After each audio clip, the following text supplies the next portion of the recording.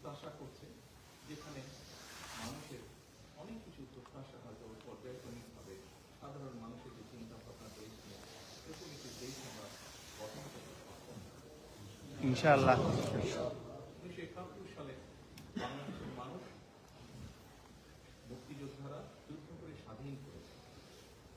আপনাদের কাছে আমার অনুরোধ থাকবে যে আসুন, যেই বাংলাদেশ স্বাধীন করার জন্য যে মানুষগুলো জান কোরবান করেছেন, তাদেরকেও আমরা আমাদের দোয়ায় আমিন আমিন। একই সাথে বাংলাদেশের যে গণতন্ত্র বাংলাদেশের মানুষের প্রত্যাশা, সেই গণতন্ত্র অনেকবার প্রতিষ্ঠা করার চেষ্টা করেছে, আবার ষড়যন্ত্র হয়ে যাচ্ছে গণতন্ত্রকে ছিনিয়ে নিয়ে।